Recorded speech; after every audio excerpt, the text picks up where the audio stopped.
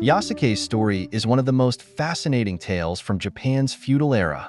He was an African man who served under one of Japan's most powerful warlords, Oda Nobunaga, during the late 16th century. Here's the full story of Yasuke and how he became a samurai.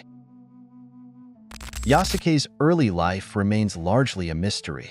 Historical accounts suggest that he may have been born in what is now Mozambique, Ethiopia, or Sudan, though there are competing theories about his exact origins. He was likely enslaved at a young age and later became a soldier or mercenary. Yasuke arrived in Japan in 1579 in the service of Jesuit missionaries, most notably Alessandro Valignano, an influential Jesuit priest and missionary inspector. Valignano was tasked with overseeing missionary work in the region and likely brought Yasuke as part of his retinue. Yasuke's arrival in Japan caused an immediate sensation. At this time, Japan was a relatively closed-off country, and most Japanese people had never seen anyone with African ancestry before.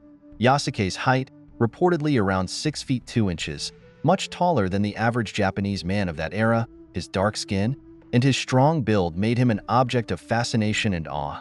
His appearance drew crowds, and when news of this giant African man reached the court of Oda Nobunaga, the powerful daimyo, feudal lord, summoned him. Meeting Oda Nobunaga. Oda Nobunaga was one of the most significant figures in Japanese history. He sought to unify Japan, which had been fractured by centuries of war between feudal lords, and was known for his openness to foreign ideas and people. When Yasuke arrived at Nobunaga's court, Nobunaga was reportedly impressed by his strength, appearance, and demeanor. The daimyo initially suspected that Yasuke's skin was colored with ink and ordered him to strip and wash to prove that his skin was naturally dark. After this initial meeting, Yasuke became a member of Nobunaga's household. Nobunaga was known to appreciate military talent and was intrigued by the African man, who had a reputation for loyalty and courage. He quickly became a confidant and bodyguard to the powerful warlord. Nobunaga took a particular interest in Yasuke's background, asking him about the lands from which he had come and showing him unusual respect for someone who would have been regarded as a foreigner and a former slave by most Japanese of that era. Yasuke's close relationship with Nobunaga allowed him to rise rapidly within the ranks of Nobunaga's retainers.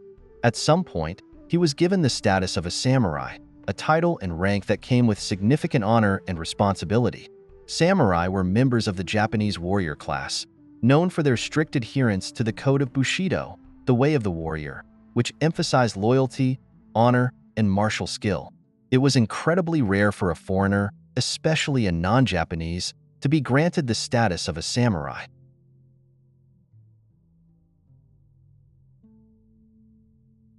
As a samurai, Yasuke was provided with a katana, the traditional sword of the samurai, land, and possibly a stipend. He was also tasked with military duties, fighting alongside Nobunaga's forces. Yasuke participated in several battles, including skirmishes and strategic campaigns led by Nobunaga as part of his effort to unify Japan. His prowess in battle earned him respect from his fellow samurai and further solidified his place in Nobunaga's retinue.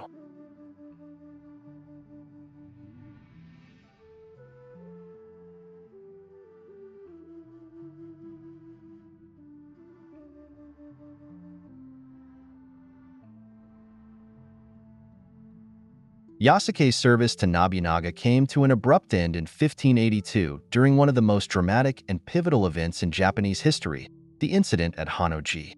Nobunaga's trusted general, Akechi Mitsuhide, betrayed him and launched a surprise attack on Nobunaga's residence at the Honnoji Temple in Kyoto.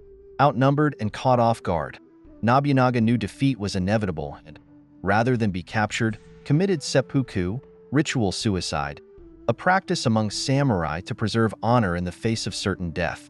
Yasuke fought valiantly to defend Nobunaga during the attack, but the situation was hopeless. After Nobunaga's death, Yasuke joined Nobunaga's son, Oda Nobutada, who attempted to rally forces at the Nijo castle. However, this defense also failed, and Yasuke was eventually captured by Mitsuhide's forces after Nobunaga's death. After Yasuke's capture, Mitsuhide reportedly did not kill him. According to some accounts, Mitsuhide commented that Yasuke was not Japanese and, thus, not bound by the same standards of honor that required seppuku for samurai. He was handed over to the Jesuits rather than executed.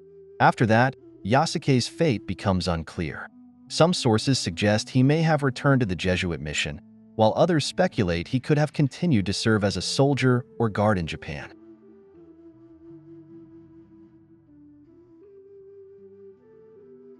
Yasuke's story remains extraordinary, as he stands out as the only known African man to have become a samurai during Japan's feudal era. His presence and story represent a rare moment of cross-cultural interaction in a period when Japan was largely isolated from the rest of the world. In modern times, Yasuke has been embraced as a symbol of diversity and intrigue. He has been the subject of various books, films, and even anime series.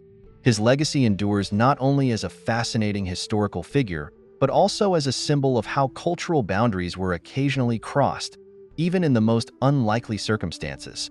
While much of Yasuke's life remains shrouded in mystery, his role in Japanese history as a unique samurai continues to capture the imagination of people around the world.